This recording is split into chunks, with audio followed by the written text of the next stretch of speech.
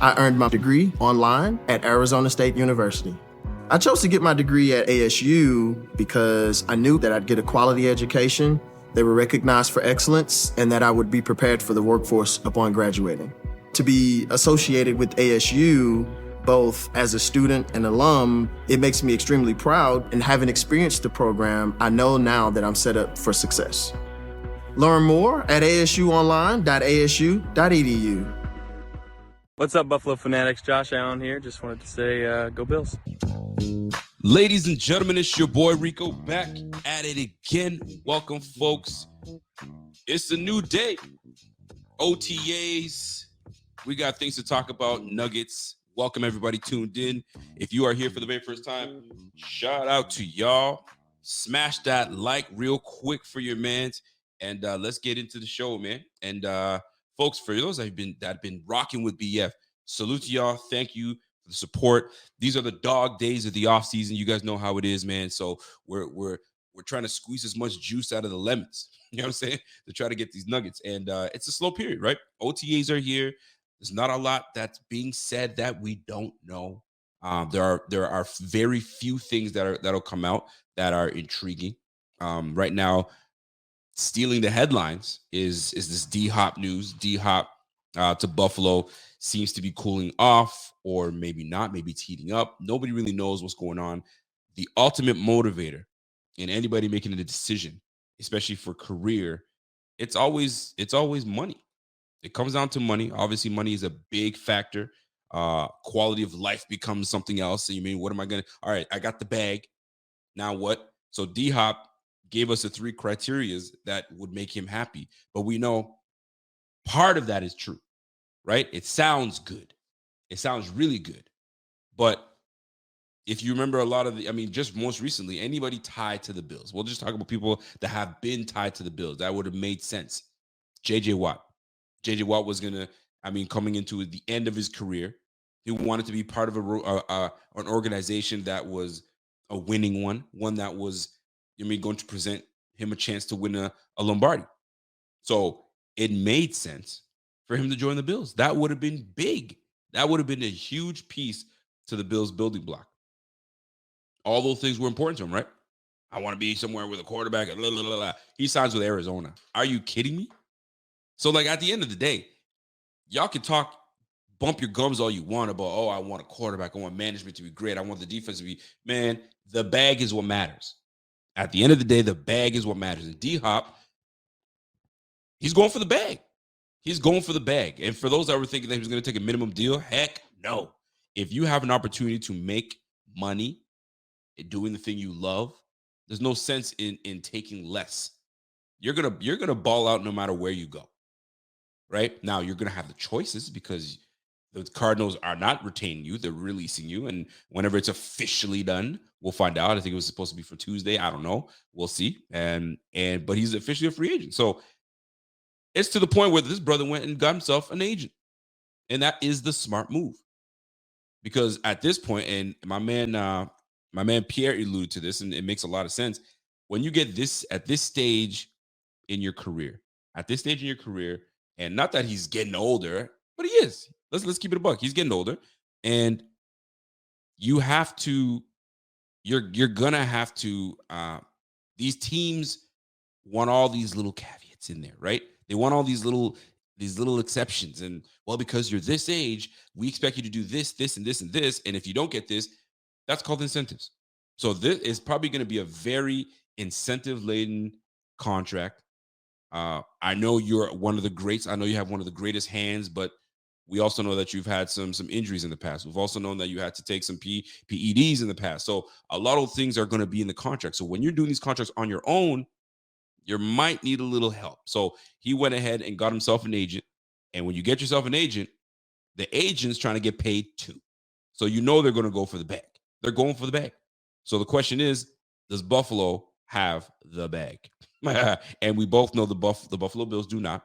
We're sitting at less than $2 million in cap space. Now, Rico, the cap's not real. We know that. We know if they want to free some money up, they can.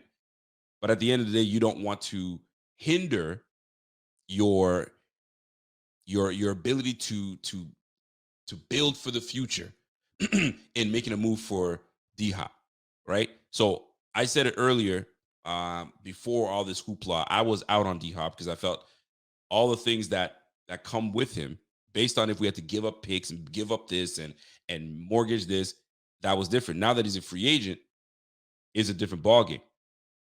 But at the end of the day, it's not. You can talk about all this being a great fit, this, that, and the third. There are things to talk about. There are things to talk about, and the one thing that nobody's really bringing up, and I find that very odd. And it's I can't say nobody's bringing it up.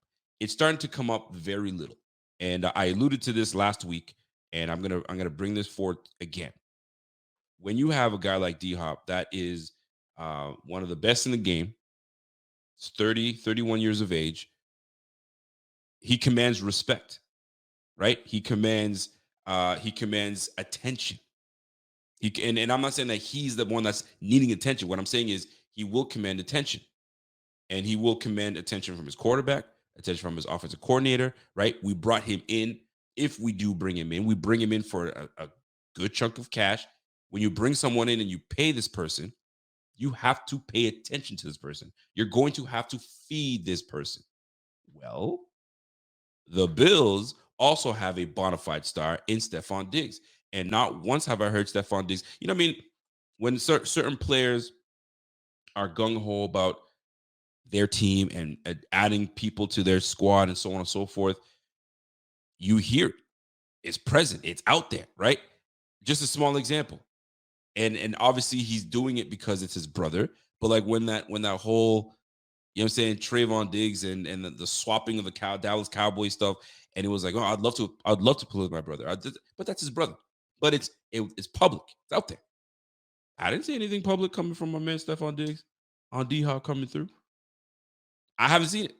Unless you guys can point me to it, I haven't seen it. Not because he's hating on it, but he ain't good. Like, could you imagine you are the guy on the squad? The guy. They know what you mean to the team.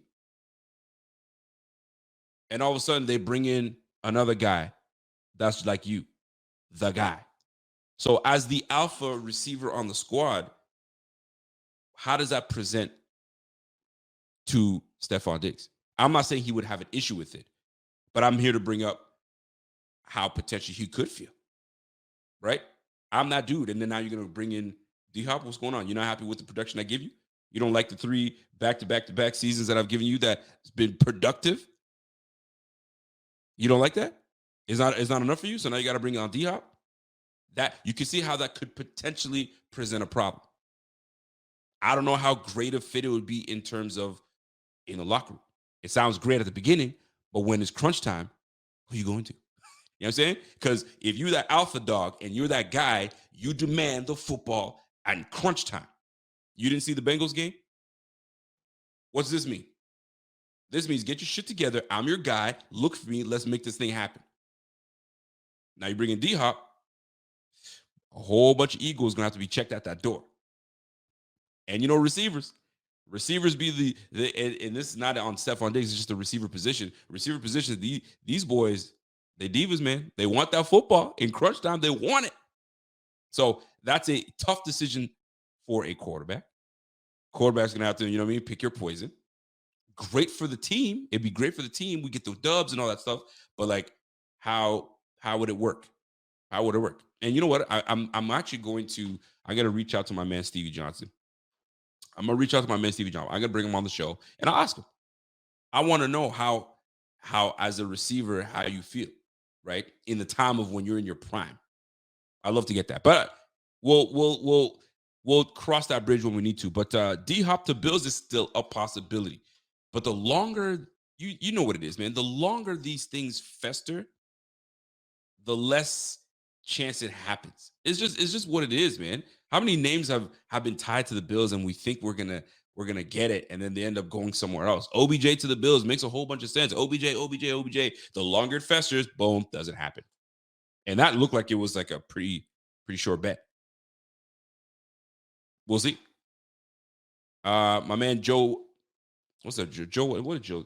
Oh, Joe Meehan says, yo, Andre Reed benefited from James Lofton arriving in Buffalo. There's no question. I'm sure, and he did. But I see. I can't tell you. I mean, I've spoken to Andre Reed, humble dude, and just loves, you know what I'm saying, competitor, all that stuff. So James Lofton, when he came in, was the later end of his season, of his career ish. So did it work? Absolutely did. And I'd have to go back. I mean, that's back in the day a little bit. I have to go back and kind of see how that worked out. But I'd have to ask him for himself. Shit, that might be another guy I have to reach out to and say, hey man, how was it when James Lofton came through? Was it something you had to adjust to? Did you hate it at first? Did you guys end up finding that niche? How did it work out? A lot of those things play out. That's a great point. But I'd be interested to see where he actually ends up. Dark horse, and some folks may not like to hear this, but the Jaguars seem like a very likely destination. I don't want to say likely. It would be a nice destination. And some folks have brought up, hey man, that's a lot of money tied up on that team already. You think they can afford D-Hop? Absolutely they can. If they really wanted to, they do have money in the bank in the first place. If they wanted to move some things around, they absolutely can. And that would be nice. Zay Jones on that squad. You bring in a little D-Hop on that squad. Christian Kirk. You have those three boys on that squad right there. Boom. Bob's your uncle. And you got Evan Ingram already on that squad. I mean, that would be a legitimate addition. Now, the other places that make sense, obviously, are the Chiefs. The Chiefs and the Bills stand in the same position where we're sitting at $1.7, $1.6 million. We just don't have that cash. But if they really wanted to make some moves, they can, right? Now, if D-Hop was all about the money, there are teams out there that would be definitely interested in bringing him in. Like Panthers would be the prime place. They got all the money in the world to bring somebody on, but it ain't gonna happen because y'all ain't winning. You're starting all over again. He doesn't want to be part of that. However, D-Hop to the Ravens still looks good, still makes sense. D-Hop to the Giants, I thought about it. I was like, I don't know about that one. He still wants a bona fide quarterback. So let's talk about that. But Lawrence looks good for the Jags. He's up and coming. Going to the Chargers. The Chargers bringing in Quentin Johnson. So maybe there's not much room.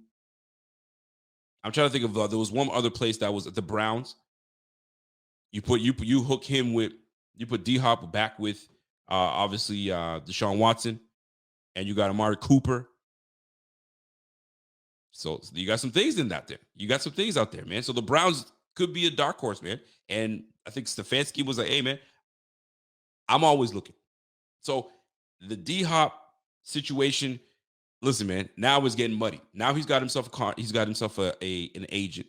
So now they're going to start fielding phone calls because there was something about, oh, we don't know who we're dealing with. I don't know if it's actually him. People are misrepresenting, and I don't know. So we're going to wait to talk to him directly. So when he's hearing that, he's like, let me just get myself an agent. You deal with that. So we will see where these DeAndre Hopkins talks go. Does he go to the Bills? I don't know, man. The longer this goes, the longer this festers, probably not going to happen, man. Probably not going to happen. And we're already coming. We're pretty much invested in the guys that we have on the squad. Really, if you think about it, you got a second-year player in Khalil Shakir that we've been asking more of. So you bring out DeAndre Hopkins, guess what that does? That drops him down a peg or two. You know what I'm saying? You got Deontay Hardy that's going to try to make himself some room. You got Dalton Kincaid that's going to be playing a lot in the slot as a tight end. So you bring in a DeAndre Hopkins, not that I'm saying that it's going to hinder your team. It doesn't. It makes you better. But we also brought in some pieces that we want to elevate and see what they bring to the table on a cheaper scale. So those play obviously a part in this whole DeAndre Hopkins situation. Now, if he comes to the Bills, hey, let's rock. Let's roll. If he doesn't, so be it. We got to roll with what we got. And don't forget, we got Justin Shorter that has got major potential. Who knows what he's going to bring to the table? A lot of people took my my tweet out of hand big time. I said, man, if you watch the way this brother moves, the way he runs, if you've seen T.O. run his routes, T.O.'s arms are like this, and it's just a weird, it's like you can just tell when T.O.'s running routes. Justin Shorter kind of gives you that same style of run, same style of movement. Man, these brothers ran with that. So you're saying he's a Hall of Famer? What? Where did I come up with that? I said the brother moves like him. Golly, man. Shit. If I said I walk like Denzel, am I saying that I'm Denzel Washington? Come on now. I mean, we look alike a little bit. But I'm just saying, like, come on, man. Yeah, some people just like to run with things, man. Who is this guy saying he's like T.O.? Man, y'all better stop. Y'all better stop. Anyway, so D-Hop to the Bills, is it a potential to happen? Absolutely it is. Is Bean going to pull the trigger? Who does he have to move? Who will he have to, you know what I'm saying, pretty much kind of cut? I wouldn't say cut, but restructure. There are some restructure candidates. Deion Dawkins being one of them. Tre'Davious White being another. Because you want to do those moves for guys that you will retain on this team. Not a guy that you're not sure about, right? And the way that rehab is going for Tre'Davious White, and he's been looking pretty damn good. Shit, let's roll. Let's roll with it, man. So that's a guy that you're going to keep for a while. And from what I'm understanding and hearing on OTAs with the other cornerbacks, and we'll get into that. We'll get a chance to get into the OTAs. But this D-Hop chatter, I had to get in on that just one more time before it dies down and we find out he goes somewhere else. Chances is probably going to happen, and it'll be interesting to see where he goes. And it'll be interesting to see all that chatter he was bumping about management, defense, and the type of quarterback. We will see. I bet not see your ass go to the Dallas Cowboys. Boy, you better stop. I mean, I better not see your ass go to the Patriots, because then all that shit you've been talking was some bullshit. But if he's a man of his word and he's going to go to the team that he tells you that these are the things that are important to him, we'll find out. We will soon see. All right. Moving on to the next one. By the way, if you guys are tuned in, smash that like while you guys are in here. There's about 100 people watching right now. So salute to y'all. Salute to my Facebook people. Salute to, the YouTube folks, the Twitter folks, everybody tuned in. What's up? What's happening? So we got primetime games this year. Yet again, we are cream of the crop. We got 6 primetime games, and I love it. I love every bit of it. It's exciting. I'm jacked up for it, but I'm also sad at the same time. And people will understand what I say when I say I'm sad at the same time, because not only will we get to see our team on prime time, but for those that work these off-hour shifts, right? Like not these 9 to 5s, I'm saying, you get your whole weekends to yourself. For those that work the overnight shift or the evening shifts and all those things, it blows, because we can't watch those games because we sitting here at work. And for someone that creates content and for someone that talks and covers the team, this is detrimental. But you got to make it work. We're going to have to sacrifice some sleep, but we're going to make it work. But these primetime games, I'm excited about. And I was thinking about it. I was like, well, out of all these primetime games, which ones are you most looking forward to?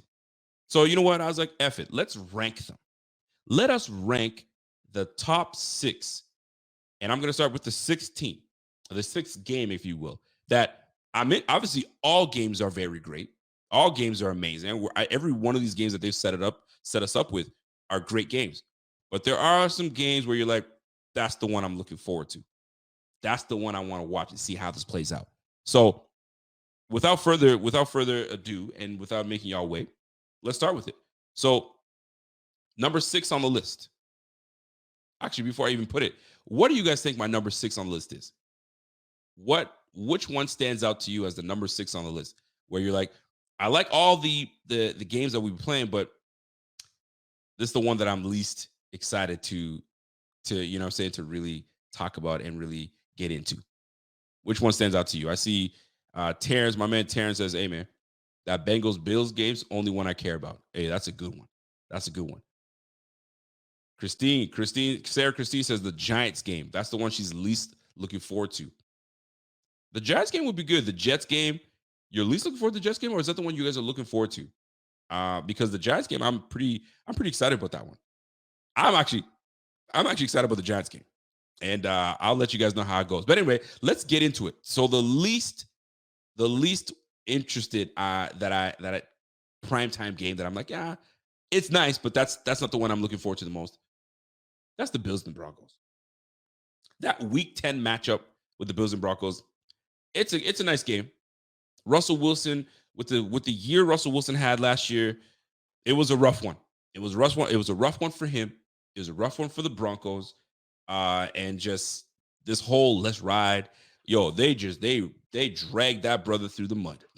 Yo, they said let's ride you through the mud is what they did to my man Russell Wilson. But Russell Wilson's got a new coach in Sean Payton. Russell Wilson's going to year 2 with the Broncos.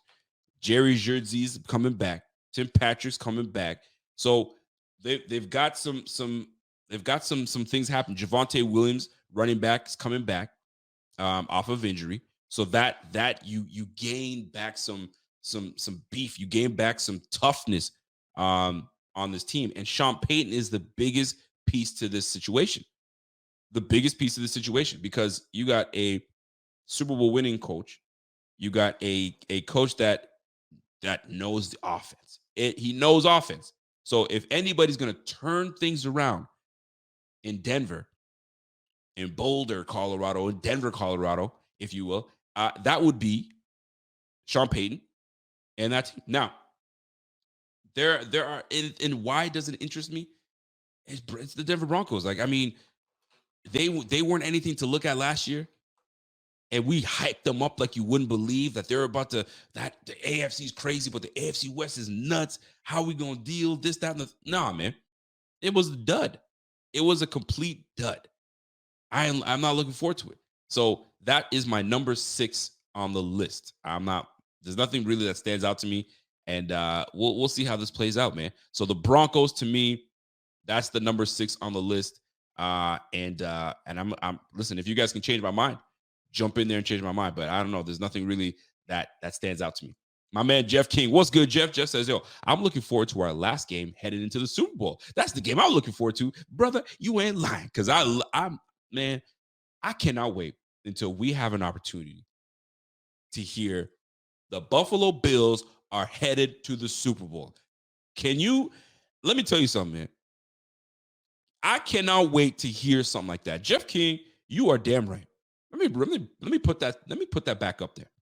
Jeff King says, all these games are important. I get it. But the most important one to me is the one going into the Super Bowl. That's the one I'm interested in. And you know how it goes. Time ticking down. We hold on to the victory, and the announcers are not going to be able to contain themselves. The Buffalo Bills are headed back to the Super Bowl. Golly. Wouldn't that be nice? But we got to get through these 17 games first. We got to get through these 17 games, man. Because right now, some teams have us winning only, some entities and some places out there only have us winning 9 games. Some got us winning 13, 14 games. We got to win these games, boy. We got to win these games. Real talk. But that Broncos game, Week 10, I ain't really feeling that one. I'm not feeling. I mean, all games are good, but that's the one I'm feeling the less. I'm feeling the least. Excuse me. So let's move on. Let's go to number 5. What is the number 5 game? What's that other game that we sit here like? I'm not so much. I mean, all games are great, but that's the one that stands out to me. That it's a nice game, but I'm not really into it as much. Well, let me see what you guys are talking about first before I jump into it. If you guys are inclined to guess which one it is. So the number 6 game is the Bills Broncos Week 10. And what's the number 5? Which one of you guys are is it that Giants game? Does that Giants game fall into that number?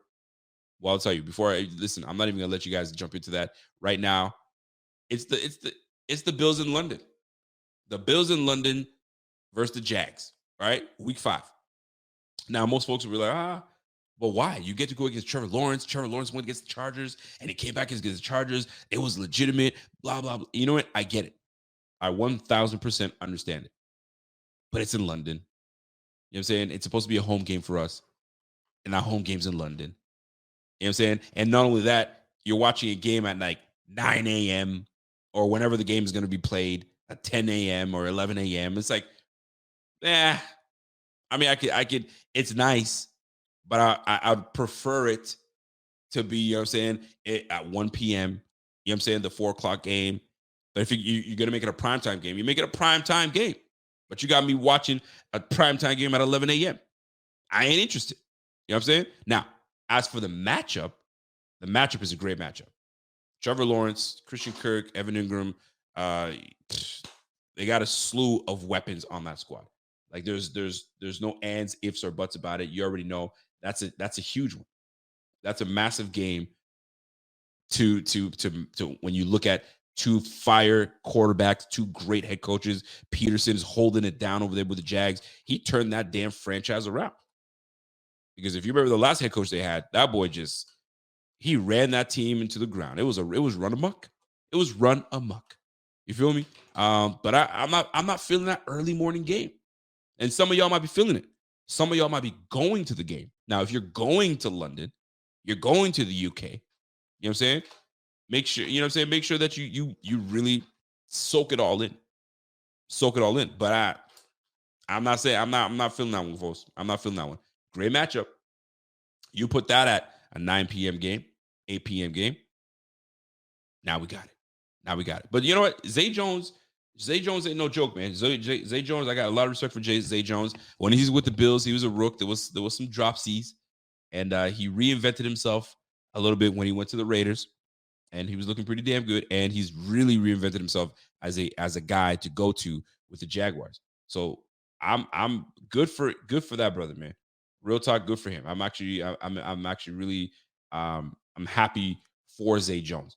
Christian Kirk's doing his thing. He got the bag. I was surprised they gave all that money to Christian Kirk. But you know what? He was doing the damn thing for that team, man. So the matchup works. That roster works for that squad, and Peterson's holding it down. So we'll see how that plays out. I got Donut Bop comes in and says, hey, Jags will be more accustomed to time change since it's their second game in a row. Oh, that's a good point. That is a great point. So that's another thing too, right? These guys got to adjust their time. It's just, I'm not into that, man. So that's my number 5 game. I battled with it. I was going to make that number my number 6, but it's because of the matchup. I like the matchup. The weapons on both squads. I think that's going to be a great matchup. And really, Trevor Lawrence is really the draw. Trevor Lawrence he's up and coming, and he's finding his way around this league. So good for him, man. So number 4, we're halfway there. Oh, all right. So number 4 on the list, I'm gonna get right to it, man. It's the Bills and the Chargers, week 16. Well, it's because it's way back. It's way down in week 16. Now, I would have loved that nice and early where everybody's healthy. We get banged up by that time.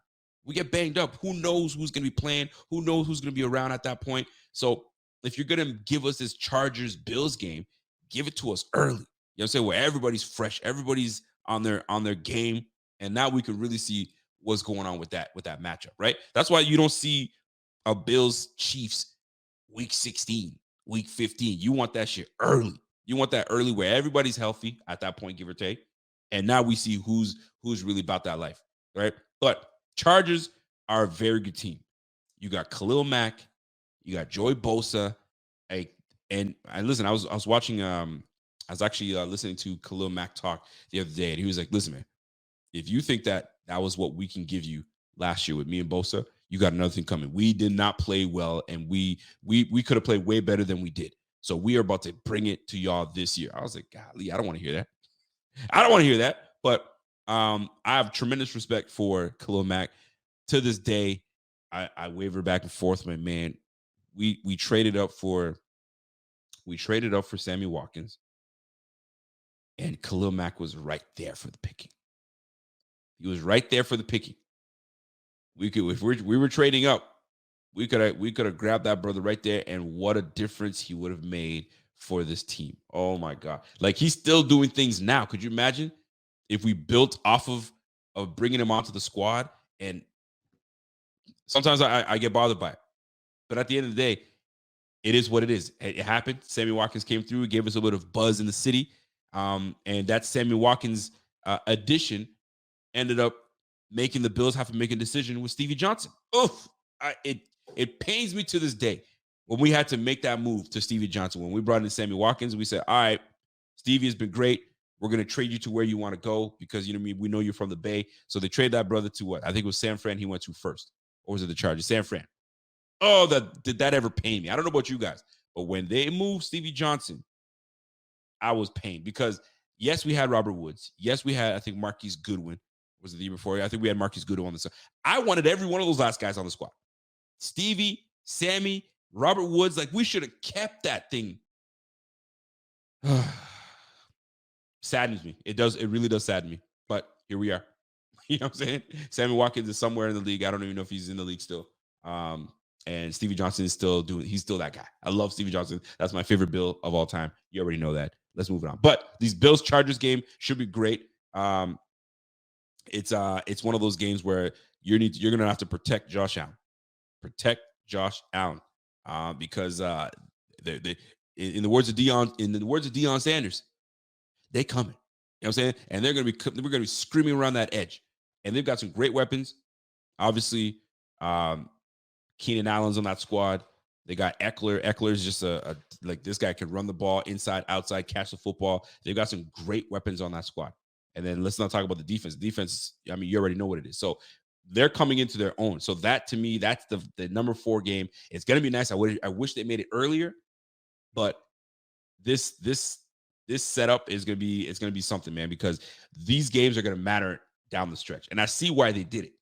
Matter down the stretch. You're gonna play an AFC West foe, and we'll see how that plays out. So shout out to the Chargers and the Bills game. That's gonna be a fun one. And that's my number 4 game, primetime game that I'm looking forward to. All right, let's move on to let's go to the next one. What do you guys think it is? I mean, there's only 3 left. So what do you guys got? So I got the Jets, Bengals, and Giants. Those are the ones that I'm looking forward to the most. And let me just get right into it. Number 3 on the list, that's the Giants. Bills, Giants, week 6. I have that high. Most people are like, what? You got the Giants with the number 3 game you're looking forward to? Yes. Because if you think about it, there's a lot of intrigue in this game, right? You got Brian Daboll, the former coach of the Buffalo Bills, the former offensive coordinator of the Buffalo Bills, that pretty much got these guys offensively on the map, lighting things up. And now he's got his own squad. He's a former coach of the year. Like, he's legit. He's legit. Joe Schoen went over there as the GM over there. So they started poaching people. You know what I'm saying? Isaiah Hodgins made it to that squad. He's over there doing big things. Got him to a nice little contract. Yo, that game is going to be fun. McDermott, defensive head coach. Daboll, offensive head coach. Clash together. You got an aggressive style offensive coordinator, aggressive style defensive coordinator. It's a good clash. It's a nice clash. And you know that they construct their teams somewhat similar. So how could you not enjoy this game? And this is more intrigue to it. You know what I mean? It's Daboll, man. We love Daboll. And Daboll having success with the Giants, we kind of appreciate that. And now we don't want him to have success against the Bills. So we got to wax that ass. Yeah, I'm sorry. We got to wax that ass. But I'm looking forward to this game. This game is going to be fun. They've added some pieces on that squad. They got a nice defense, and the defense is coming along. The one thing that is holding them back is Danny Dimes. Now, maybe Danny Dimes comes in. They gave him a little contract. Maybe he comes in and starts really grasping this team and grasping the concepts of the Daboll mindset. And he does really well with it. Who knows how this plays out? But that game, I'm looking forward to. That's my number 3 on the list. I just had to put it on there, man. I had to put it on that. I clicked that by accident, by the way. My man Dunn716 says, dumb that we traded Stevie Johnson when we drafted Watkins and should have picked Hopkins over Watkins. Hey, shoulda, woulda, coulda. But it is what it is at this point. But listen, man, it's history. It is history. By the way, we're going into the next 2 games.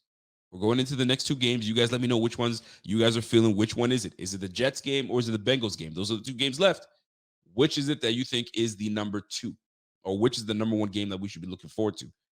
Who you guys got? Jets game number 2? You guys have the Jets game as the number 2? I got you. I struggled with it. I was like, man, it's really intriguing because that Bengals game, we need to fix fix that comeback with that Bengals game. We need to show them that we can compete. We need to show them that game that they played us, that we just weren't ourselves and it just things didn't go right. If everything that we needed to go right was not even there, everything just went sour. It was bad. It was just not a good game on all fronts. So there's a lot of things for us to look forward to with that game. But then that Jets game is week 1. It's week 1. That's how you set the tone. You set the tone with week 1. And it's one of those situations where, like, how could you go wrong with that? It's the Jets. They brought in Aaron Rodgers. They bring in all these pieces. You mean to really try to get on the throne that we have right now. We're sitting on the throne at this point. They want to knock us off the throne. And how do you knock somebody off the throne? Well, you got to take the crown. And right now we are still holding on to that crown until, the season starts.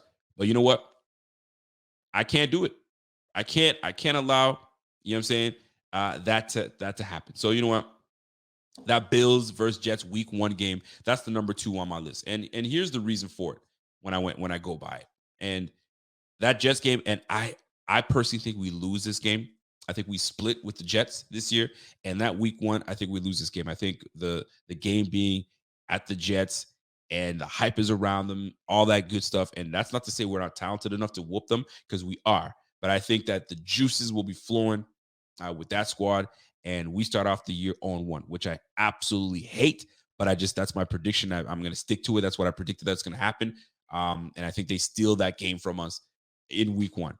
But that's my week 1. That's my number 2 Bills game, primetime game that I'm looking forward to. That was going to be a big one. It's going to be fun, first and foremost. That's the week 1. It's primetime. Everybody's going to be watching it, and everybody's intrigued with Aaron Rodgers. Aaron Rodgers, Josh Allen, they're both friends. They golfing together, so there's some competition that's going to be had with those two. So that being said, listen, Breece Hall returns. Garrett Wilson, offensive rookie of the year. Sauce Gardner, defensive rookie of the year. Like, there's not a whole lot not to like about this team.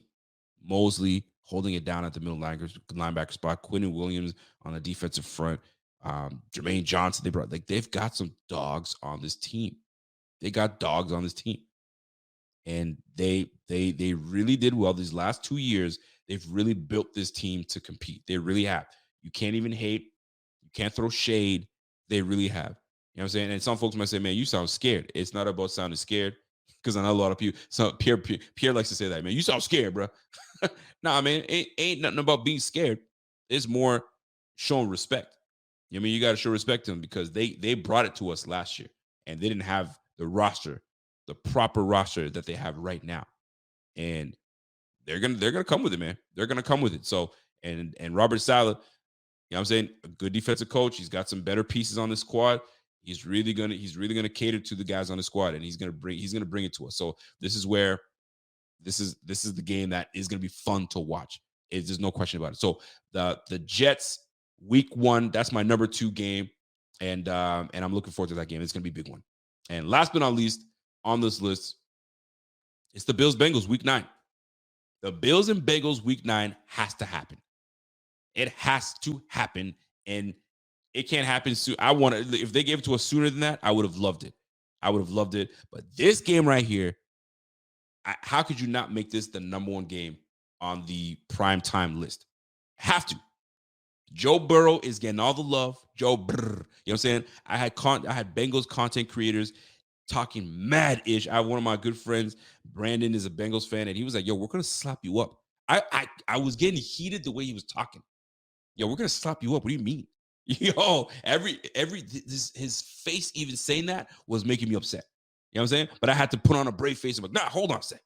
You think you're going to smack us up? What about when you did this? And what about, man, they smacked us up. They did. And he was right. You know what I'm saying? I have my man Zim that came through, a Bengals content creator, and he goes, you guys got a good squad, but we just match up way better, and we're gonna be all over you. It's just what it is. So all that needs to be put to rest. We need to come in week 9 the same way we circle when we have to play the Chiefs, and we've done pretty well against the Chiefs in the regular season. I know it's regular season, because what really matters is the playoffs. I know. But in the regular season is what we talking about right now. This is what we talking about right now. So when it comes down to this the Bills-Bengals game, we have to return the favor. We have to come in and wax that ass. When I say wax, I'm talking about smack that. Smack that. I might as well just play me some Akon right now. Buffalo Fanatics, what's going on? This is Pierre the Kingpin, and I wanted to talk to you today about Cigars International, which is the ultimate destination for premium homemade cigars. Known as the industry leader, Cigars International offers the largest selection, unbeatable prices, and a customer service experience that's second to none. Whether you're new to cigars or a seasoned vet, Cigars International makes enjoying cigars easy, approachable, and fun. Cigars International is the go-to retailer for all things cigars, with the biggest selection of premium homemade cigars available anywhere. Cigars International offers unbeatable deals and discounts, making it easy to stock up on your favorite or try something new without breaking the bank. With fast free shipping and their 100% satisfaction guarantee, you can shop with confidence knowing that Cigars International stands behind every order. They have good relationship with vendors that helps provide great low prices. Whether you're new to cigars or a seasoned pro, Cigars International makes it easy to find the right cigar with helpful guides, staff reviews, and expert advice. It's not just about cigars. Cigars International also offers a wide range of accessories and more to elevate your smoking experience. Check out the great deals every day at cigarsinternational.com. That's cigars, CIGARS, international.com. Use code FANATICS at checkout for 20% off your order of $50 or more, plus free shipping. Or visit www.cigarsinternational.com/fanatics, and the discount will automatically apply. Again, use code FANATICS at checkout for 20% off your order of $50 or more, plus free shipping. Or visit www.cigarsinternational.com/fanatics, and the discount will automatically apply. You know what I'm saying? Because we need to smack that, make them get on the floor and just say, okay, no more, no mas, stop. We got to, man. That we need to repay the favor, because I'm still embarrassed. I'm still to this day embarrassed of that performance that we put on in front of everybody. Set aside all the nonsense we were talking about. Once you get on the football field within the white lines, play ball. Play freaking ball. But we sitting here bullshitting, getting spanked 27-10. Golly, I'm embarrassed. Listen, it's stirring something up in me. You know what I mean? So that's why this week 9 matchup against the Bengals, we gotta take care of business. We gotta take care of business. There's no ways about it. It has to. James Cook going into his second year. I'm looking forward to that. We brought in Brandon Shaw. I'm gonna get into that in just a moment. But listen, we've got some guys on the squad that just really need to get it together, right? So the weather elements, whether you want to call it something or not, that plays a part. But I'm gonna say this though. A lot of people were giving Isaiah McKenzie flack for a comment he made on the Bengals-Bills game when he mentioned weather. And most folks say, oh, hold on a second, man. You can't use the weather as an excuse because the Bengals were in the same situation. 1,000% agree. But he did say something that got me thinking. He goes, our offensive coordinator and Ken Dorsey, for the elements that we were playing in, he wasn't setting us up, and I'm paraphrasing here, by the way.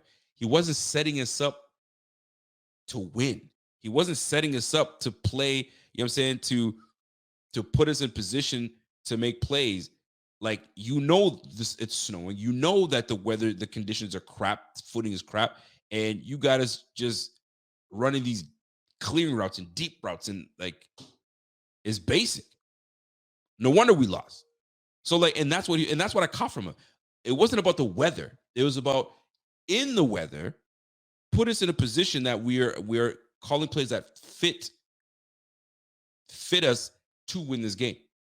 And that's what he was calling coach out on. And I found that very interesting because listen, man, if we playing in muddy conditions, I'm obviously exaggerating here.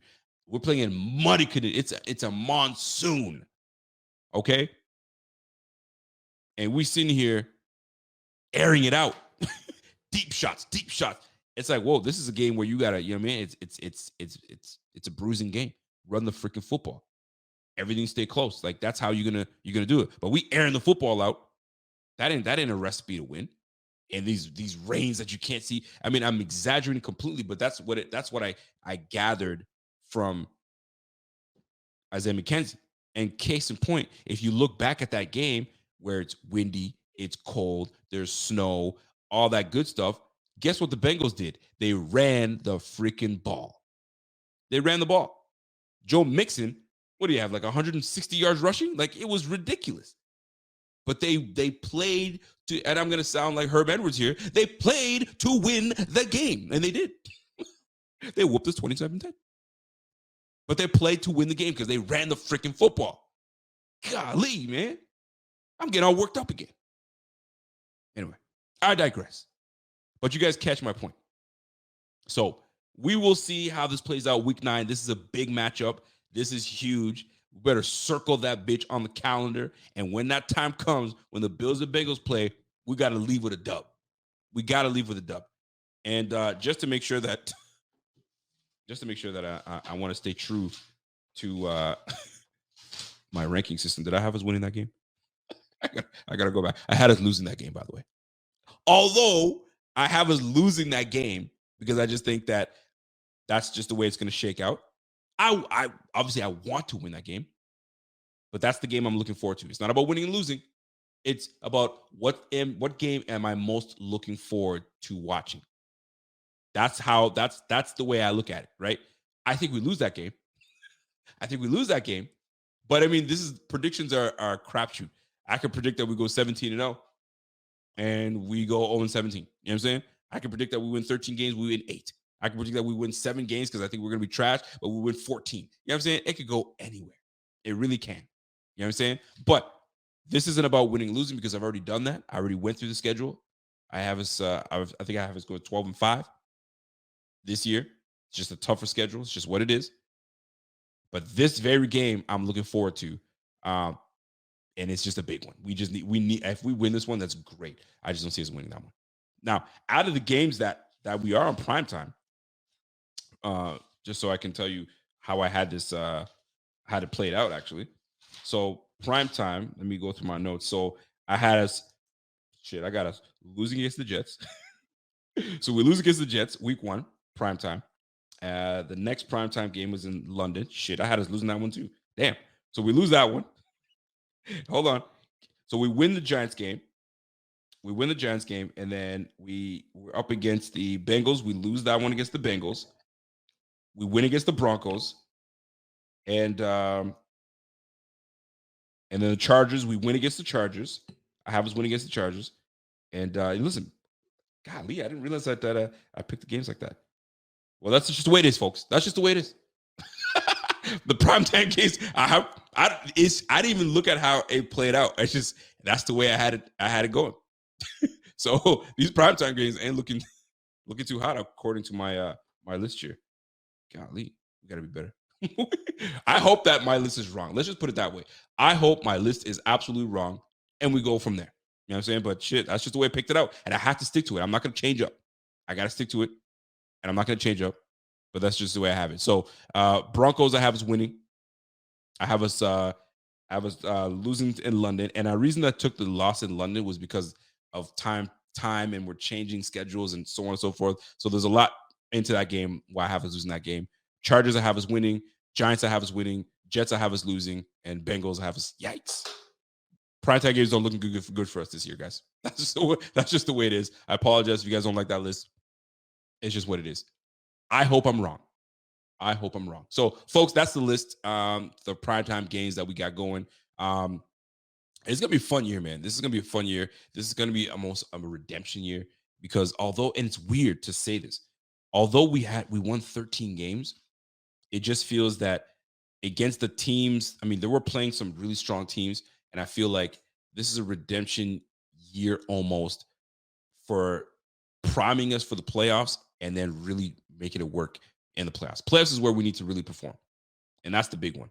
And our performance in the playoffs, we've just come up short. We've come up short, man. And we were like, I can't believe it, but we were so close to the Super Bowl.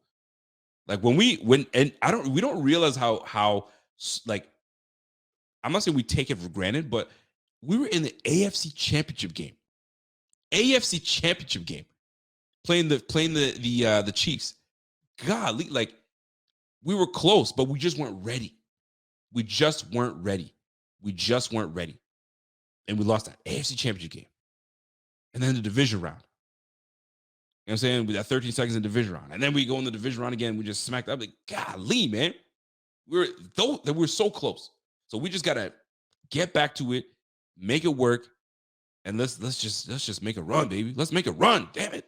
Anyway, so that's that for the primetime games. I appreciate you guys tuning in for this. Smash that like while you guys are in here, by the way. Smash that like. If you have not subscribed to the channel. The goal is to get to 30K this offseason. Boy, is that going to be tough. But we want to try to get to 30,000 subscribers by the end of the year. So I'm giving us some time to get that. If we get there sooner, wow, even more amazing. That'd be great. So before I get out of here, I want to touch on some OTA nuggets that's going on around the league. So first, let's get into the addition. So we brought in a big piece to the offensive line, and that is by the name of Brandon Shell. Brandon Shell, the 6'5", 324-pound right tackle, is headed to Buffalo, and he's going to be I don't know. To me, a lot of folks are talking about, Spencer Brown better watch out. Spencer Brown is on notice. Spencer Brown this, Spencer Brown that. And rightfully so. I can understand why folks feel that way. But this was an addition that was needed, because when you looked at the roster and you look at left tackle solidified, left guard, right guard not as solidified as you think. There's going to be some competition, but you have some ideas of who's going to be doing what. The center position is solidified, and the right tackle position was solidified because there was no really anybody to push that until now. Now, David Questenberry is a fine depth piece, right? Nothing to write home about. But bringing in a Brandon Shell changes the game. And you might think that I'm saying it changes the game because he's going to be competing right against Spencer Brown, but that's not the case. He's going to be competing for that right tackle spot behind Spencer Brown, because the team believes in Spencer Brown, and they're going to give him every opportunity to make this roster. And when I say make this roster, I'm talking about make this roster a great roster, to make this to protect Josh Allen. Because if you look at what we've done this offseason, we've made an emphasis with the little money that we had. We've made an emphasis on protecting Josh Allen. And let's keep it a buck here, because last time I checked, if I'm correct or not, I'm not sure. But David Questenberry was the offensive tackle that was in on the injury that happened to Josh Allen. I'm not saying it's Questenberry's fault. Not at all. What I'm saying is just that when you have your depth pieces in, those things happen. Now, those things happen when starters play in as well, but it just happened to be that he was on the field. Now, this Brandon Shell addition is not primarily brought in to compete, in my opinion, with the likes of Spencer Brown. They're going to give Spencer Brown all the reps. You're going to be the guy. You're the starter. This is for David Questenberry. David Questenberry is going to have some competition with Brandon Shell. And here's the thing with Brandon Shell. Brandon Shell, he was ranked 17th out of 100 according to PFF in run blocking grade. So boy can get after it. He can definitely get after it. So we have depth in that regard. He's had reps. He's got significant reps with the Dolphins. He was a right tackle with the Dolphins. I'm just looking at my notes here. He's a right tackle with the Dolphins. He had 479 pass blocking snaps, only allowed 2 sacks. He allowed 40 pressures, and he had 11 starts with that squad. So it's not like he's some guy that just came out of nowhere and here he is. He's had some time. I think he even had drafted by the Jets, I believe, in the 5th round, and he had starts with the Jets as well. So he started at least 8, I think 7 to 8 games with the Jets. He had some time with the Jets. He had some time with the Dolphins. Started 11 games. So the guy's got snaps under his belt. He's got experience under his belt. So those are important to know when you bring in a guy like that, and he, in my opinion, will beat out David Questenberry. So now you have a right tackle, solely a right tackle, because he's not a versatile player. He's played a couple, maybe a few snaps there on the left side, but primarily a right tackle. Right? We don't have a guy that can bounce all over the place. We've got a guy that this is his job. He knows how to do it. Bring him in. Let's roll. So Brandon Shell coming through is going to not only back up Spencer Brown, but if Spencer Brown decides to shit the bed and is just not panning out the way we thought he would, and we gave him every opportunity to be that guy, insert Brandon Shell. Brandon Shell will take over. Do we want that to happen? No. We want Spencer Brown to ideally work out. 6'8", RAS score of 10. Like, you want that guy. That guy is athletic as can be.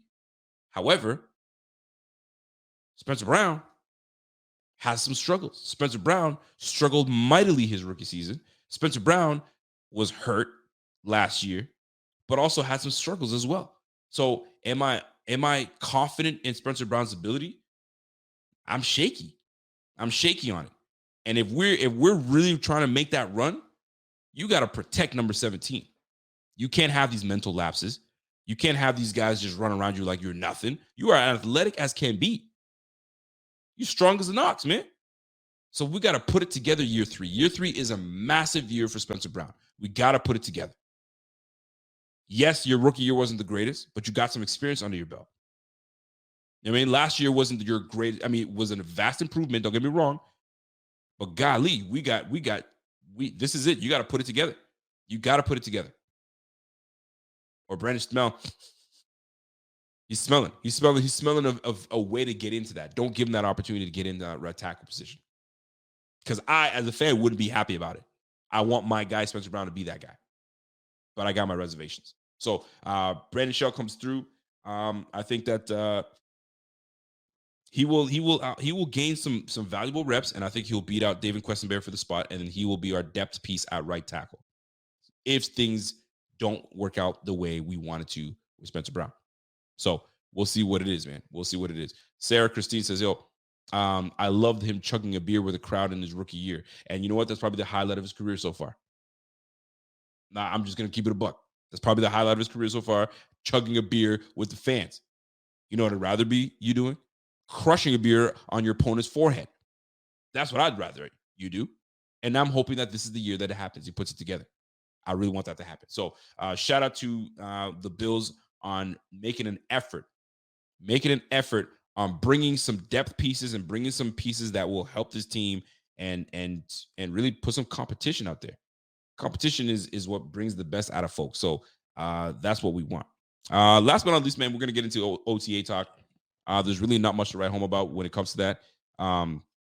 What really I took away from it, I mean, listening to Coach, listening to freaking offensive coordinator Ken Dorsey, he really didn't say much, man. Bunch of blah blah blah blah. We're working to do this, and we're gonna try to do that, and we got some really good pieces on this team. Like, it's OTAs. I didn't get anything from it. You know what I'm saying? What I did get was he's going to put some, at least that's what I read. He's going to put some packages together for Kincaid. He's filling him out. He's trying to figure out how best to utilize him. I mean, we all know how to best utilize his ass, right?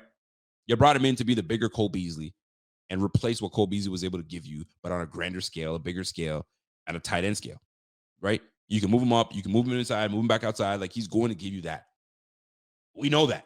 You know what I'm saying? We know that. But you're not going to get much from Ken Dorsey.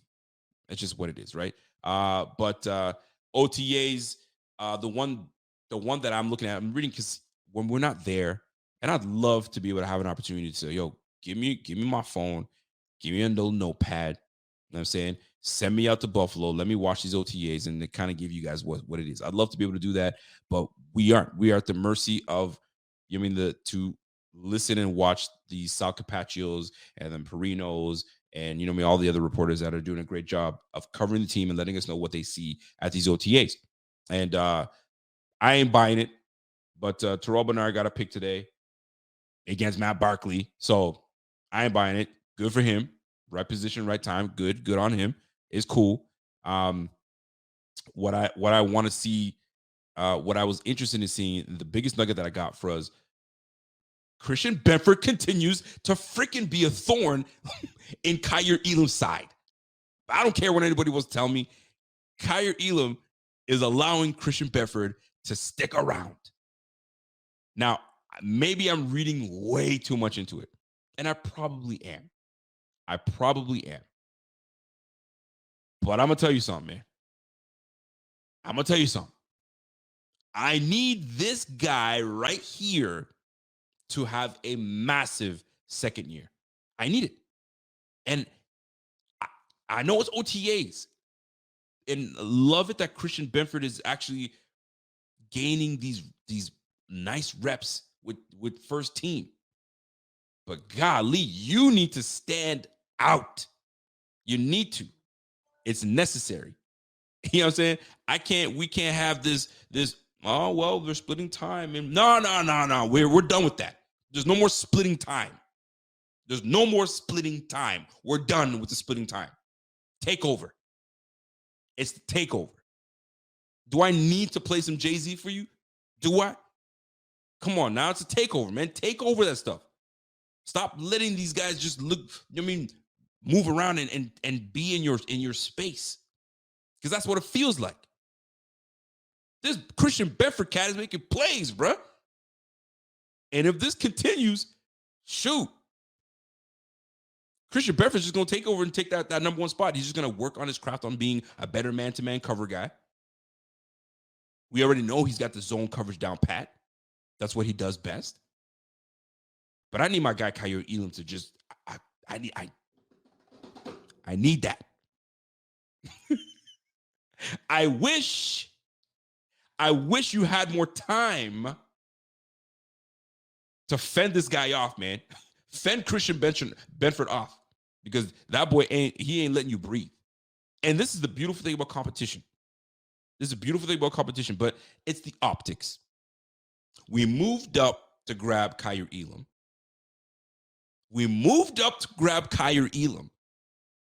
Christian Benford's like, I don't care. Yo, the minute they said you're taking, I don't know if they sent him a Delta airline or if they sent him a Spirit airline. I don't know. 6-round picks. Do they get Spirit airline or is it Delta? I don't know how it works out.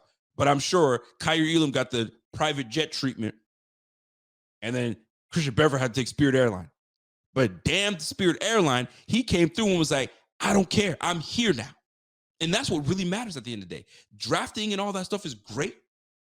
But once you guys put that uniform on, once you guys put the shoulder pads and all that stuff, all that draft numbers and where you got drafted, all that money you make, that's out the window. I'm working towards my second contract.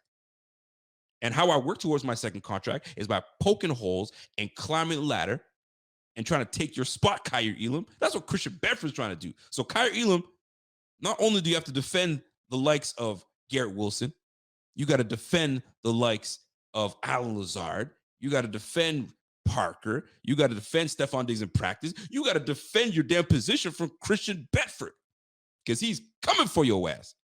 And I love it, but I hate it at the same time because we traded up for a first-round pick for your ass. Whoo! I'm speaking, am I? I know I'm speaking. So love the competition, but don't like it so much that you letting too much room, fester between y'all. And I didn't even get into Dane Jackson because they like Dane Jackson.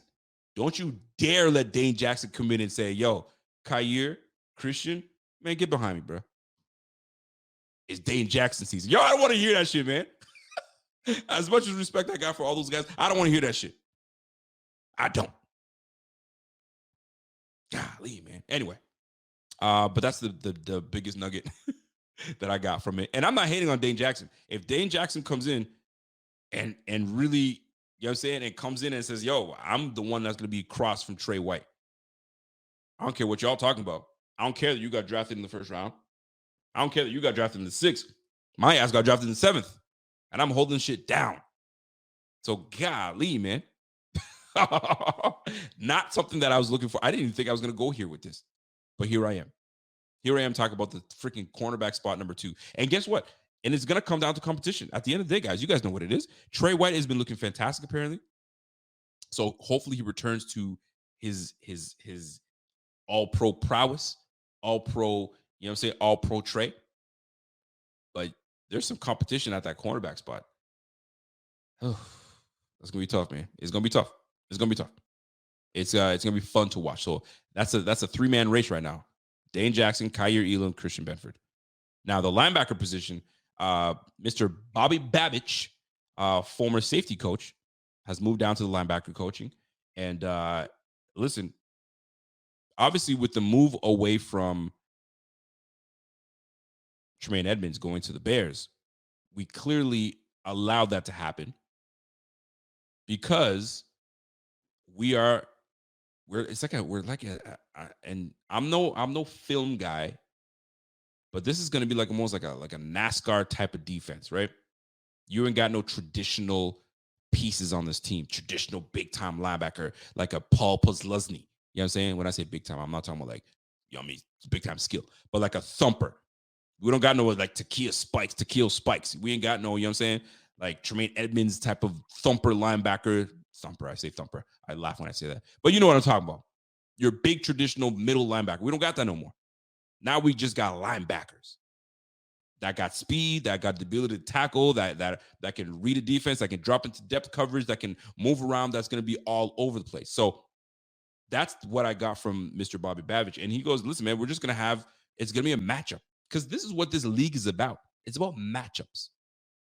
But in your matchups, don't get caught with the bad matchup on the field where we just get gushed for 250 yards by Breece Hall. Do not. I got a little out of hand there. But you guys catch what I'm saying. Don't get caught with your pants down. You know what I'm saying? And then we have these big time backs come in and try to ruin things for me. Javonte Williams comes up and, you know what I'm saying, and runs us all over the place. Can't have that. We cannot. You know what I'm saying? We don't want to have that. We don't want to have freaking Raheem Mostert up the gut, bing, gone 60 yards. We just got to make sure that, and I trust McDermott will have us in great position. I trust McDermott is going to put us in a situation where we're so damn aggressive that there's panic in the backfield. I hope that's the case. And I really love that McDermott's going to be taking over this team and calling plays, because all I hear is how aggressive he's going to be. I'm loving every bit of that. So with Bobby Babich taking over the linebackers, you saw the improvement in Tremaine Edmonds. You saw the improvement, obviously, the all-pro nod that Matt Milano got. So altogether, this Babich in his role with the linebackers is going to be big. So Dorian Williams, you got Balin Spector, you got Terrell Bernard. I mean, substitute teacher Terrell Bernard, Mr. Bernard. Yeah, you got Terrell Bernard in the building. And listen, man, it's gonna be a massive year. This is a big year for a lot of people. It's a year of development. It's a year of development for a lot of these guys, and it's a year to, you know what I mean, to prove yourself. It's a prove a year for a lot of these players. And I think that's why I figure that this year is a big year. It's not so much because we finished 13-3, and how could we talk about like this is a bounce back year? It's not really such a bounce back year because of like we were terrible on offense. This is more of a bounce back year because there's so many guys that's got to bounce back in terms of showing what they got in the second year, right? I need to see a bounce back year from Spencer Brown. I want to see a bounce back year from, and I don't want to say a bounce back because it's not really a bounce back, but I want to see a big year, second year for James Cook, right? I want to see a bounce back year for Gabe Davis. Although he had a great statistical season, I just feel like, you know what I mean, I want him to really hold on to that number 2 spot. I want to see what Khalil Shakir is going to do in year 2. You know what I mean? I want to see Boogie Basham. Boogie, show me something. You were the second round draft pick.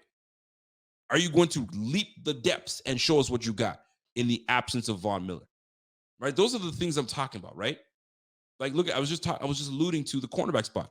Christian Benford, Kyer Elam, like Dane Jackson, Trey White, bounce back year. I mean, there's so many, Jordan Poyer, Micah Hyde. Like, a lot of these players are returning for a big bounce back year. So, and that's the way I'm looking at it. I need a big bounce back year from this whole squad, so we can get back to thumping on these dudes, man. That's what it comes down to. Like, I don't like that we were in it with a lot of these teams last year. You know what I'm saying? Just getting by. No, I want to stomp these guys out, man. I really want that. Boy, do we have some competition. But that, I need to see a Boogie Basham really come into his third year and, yo, show me what you got. I need that. Because you have an opportunity. There's an opening for you to show yourself with Von Miller still, recovering. And even in Von Miller's case, it's a bounce back year for Von Miller. Von Miller is going to be coming back to finish his year with Buffalo full from, whenever the hell he starts, right to the end of the season when we really need him in crunch time. We missed the presence of Von Miller last year, and there was no one there to fill the void. So this is where AJ Epinesa, Boogie Basham, all those cats got to jump in and show me what they got. This is a big bounce back year. And this is what I mean by bounce back. I hope you guys are not thinking like, we won 13 games. And no, it's not about that. It's not about the record. It's about certain individuals on the squad that's got to show us something, right? And that week 9 matchup against the Bengals, bounce back, man. That's a big year for us to bounce back. We need that 100%. But other than that, in OTAs, a lot of people are just talking the same old mess, right? We're just going to get back to it. We just want to, do good things. You know what I'm saying? We're getting back to it, blah, blah, blah, OTAs. You know what I'm saying? Yeah, man, this guy's looking pretty good. I mean, listen, I take everything that Micah Hyde says going forward when it comes to talking about another player, grain of salt. You know why I say that? Because right now he was talking about Terrell Bernard, you know what I'm saying, the linebacking crew, they're looking good, blah, blah, blah. You know who he said specifically last year that was going to have a good year, and you better watch out for this guy because like if you won't miss a beat and you got to do this for your teammates. You got to ride for your teammates. But Jaquan Johnson, which is no longer on the team, he was talking about Jaquan Johnson is going to be that dude. And I'll speak for myself. I bought the hype. I was like, oh shit, y'all better watch out for Jaquan Johnson. Man, Jaquan Johnson got in the game when Micah Hyde got hurt, and I think he played 2 games. And they said, "Yeah, you done. You're done, bro." In the words of my daughter, she said that she was like, "Dad, you're done." You know what? That's exactly what they did. Oh my God, Jaquan Johnson. They played him in that Miami Heat shit. You got me talking about Miami Heat. The Miami Dolphins game. They said, "You're done, sir." How'd you go? How'd you go? But anyway, I digress. So, folks, that's it for me, man. Yo, you got me laughing on Jaquan Johnson because, that's what, Micah had me thinking that Jaquan Johnson was going to be that dude, that piece out of Florida. Watch out. You know what I'm saying? So, I mean, we'll see, man. Micah Hyde also said that he's looking forward to intercepting Aaron Rodgers. That's his good buddy. But when they get on the field, it ain't going to be the love that you normally get. I guess. We'll see. But it's pretty cool. I kind of felt some type of way a little bit, but then I understood it because you're and I'm going to tell you why I'm about to say I'm going to say. He's like, I have a case, and I've got intercepted football from Pat Mahomes, and I got intercepted football from from Tom Brady. I felt some type of way about that. And then I thought to myself, like, that makes sense. Because when you're done, and you can look back 10 years from now, right? You're going to be like, yo, I played against some of the best quarterbacks ever. Pat Mahomes is going to be one of those guys. The guy's just legit. Tom Brady's already he's probably the GOAT, you know what I'm saying? And it wouldn't surprise me if Pat Mahomes, you know what I'm saying, comes in there and challenges that because he's looking really good right now, as of right now. So we'll see how that plays out. But I was feeling some type of way, but I was like, no, man, that's an homage to great players. You know what I'm saying? And you're playing with one right now in Josh Allen. So you better grab a jersey. You better grab something, you know what I'm saying, when it's all said and done. But yeah, man. So Aaron Rodgers is just be another one. And Aaron Rodgers is going to give you one.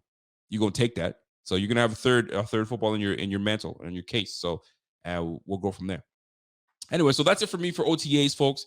Much appreciated. You guys always show love. It's listen, give us some credit, folks. And I'm not saying give us some love, but give us some credit. It's hard to come up with some content around this time of year, but we trying. We're trying to bring y'all some good stuff. And I appreciate you guys tuning in and watching. It's really encouraging to the content creator that, you guys are here to rock it with us. Love it. Much appreciated. For those that are asking how I'm doing, because if you guys are, you guys probably wouldn't pay attention to that, but in Canada right now, and more specific in Nova Scotia, where I'm living now, there's forest fires like crazy. And to this day, they're still out of control. And I'm about from where it is, because the province is not a very big province, first and foremost. So the province is, I think we got like a million in this province. No, actually, just a million in Halifax. There's a good chunk. There's about a minute, probably 1.5 mil, maybe 2 at most. Anyway, so this fire is about 40-minute drive from where I'm at. So it's come to the point now, and I'm getting updates like crazy on my phone. It's if you guys have ever been to Nova Scotia, it's windy. It is windy, so that it's hard to put that fire out, and it's massive.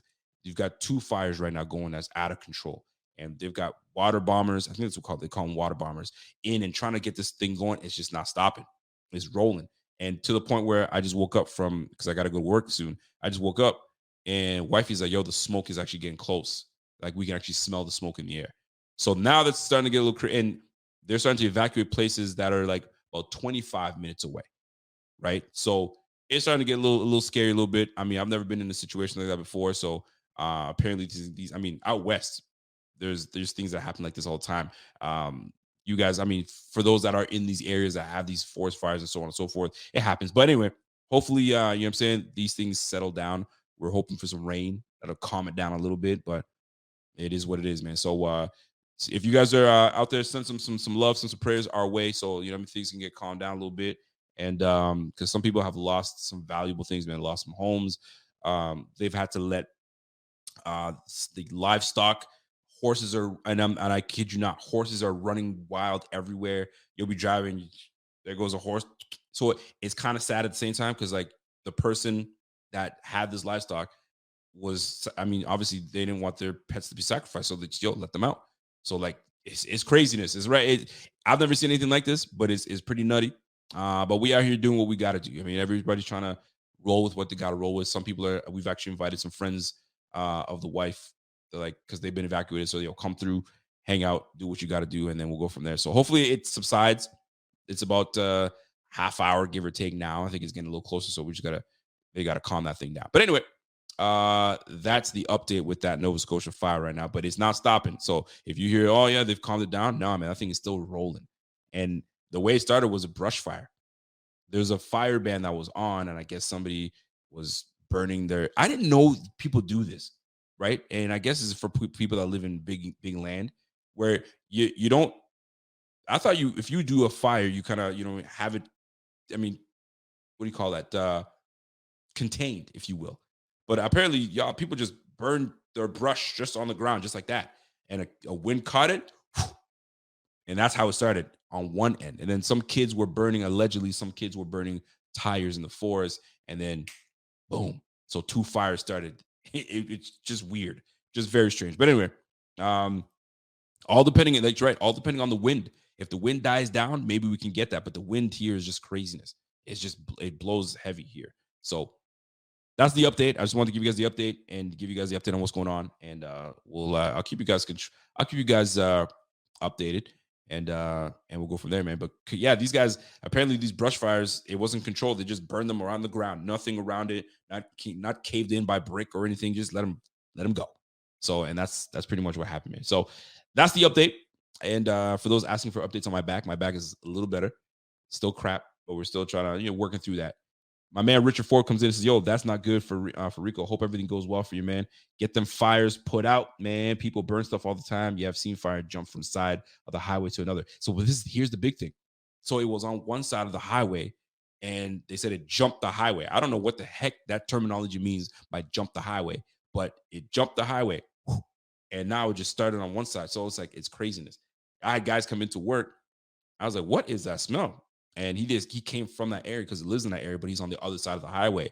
So his whole truck and himself smelled like that. I was like, golly, craziness, man. So yeah, the area is starting to fill with smoke. So hopefully it subsides and we get it under control. But here we are, folks. So guys, that's it for me.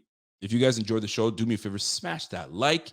And if there's any content that you guys would like us to hit, if we have not hit on this topic, if we haven't hit on something that you would like us to touch on, let me know. If you want player interviews, and if you're looking at one specific player that you want to try to get to, give me your suggestions, and we're going to try to work on that as these OTAs go through and all that good stuff. But this is where it's at, folks.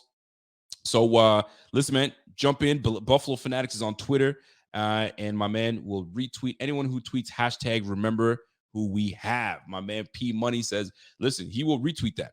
So hop on Twitter right now, and you put in at Buffalo Fanatics, and you put hashtag remember who we have. You will get retweeted. We've got an account of 40,000 folks, so there's a lot of eyes that are going to be on that. So jump on there and show some love to my man P Money, because he loves to reminisce and remember who we have. But guess what? A lot of the guys that we have to have bounce backs. We need that. Yeah, we remember Jordan Poyer. We remember Micah Hyde. We remember Trey White. We remember those guys. But we remember what they used to be a couple years back. Now, a year removed, Jordan Poyer was a little banged up. We need to see the bounce back. So we want to remember who we have, but they need to bring it this year and bring it back so we can whoop some ass this year. But at the same time, I like it. Remember who we have, because we ain't no scrubs. We got a squad on our hands. So that being said, folks, that's it for me. Enjoy the rest of your evening. And folks, enjoy yourselves. And we'll catch you guys on the flip side. Until next time, it's your boy Rico. And I'm gone. Let's go.